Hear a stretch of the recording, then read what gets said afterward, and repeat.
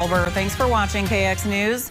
We're just a few days away from the first day of school for students in the Bismarck Public School System. And the new normal of 2020 is bringing its own unique challenges for educators.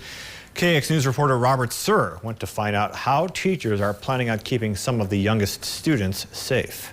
March 13th was the last time students roamed the hallways here at Miller Elementary. But this coming Monday, students will flood back into the classrooms across the entire Bismarck Public School System. And teachers I spoke with told me they're so excited to have kids back in the classroom, but do add they recognize the challenge that will come along with teaching kids during a pandemic. Summer vacation is quickly coming to an end, and on Monday it'll be back to class for thousands of children across the Bismarck Public School System. And while many fully understand we're in a new normal, some students are just too young to grasp the severity of the situation. Like a first or second grader who's just 6 or 7 years old. First grade teacher Brianna Cozy tells me at that age, there's not a lot you can do. We know that kids are going to be kids and they want to share. And to me, I think it's okay if they don't know, it's a pandemic. They know that there's a virus going around. I'm sure they know, they've heard about the germs and stuff. And so I think it's okay if they don't know the word pandemic, but if they know that we just need to keep ourselves safe and our friends safe, that's what's really important. She'll be teaching on a hybrid schedule to keep the students safe. Each student will have a whiteboard in class to keep them from touching the same items like chalk or markers. Students will then have a Chromebook at home to learn.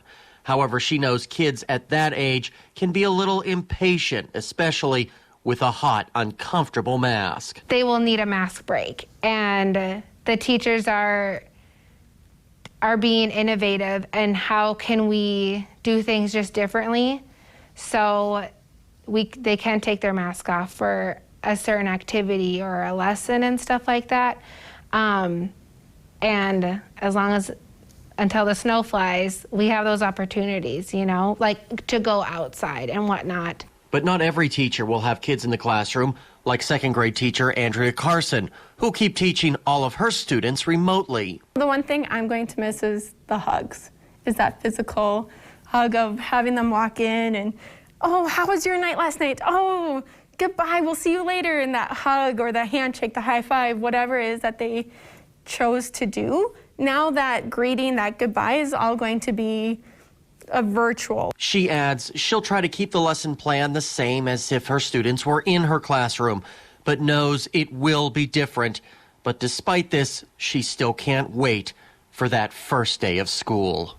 The reason I'm in teaching is to help the students. So logging in and seeing 35 students smiling, and that's the reason I do what I do, is to see those faces, to, help the love of learning grow, and to really just be there as the champion for the students.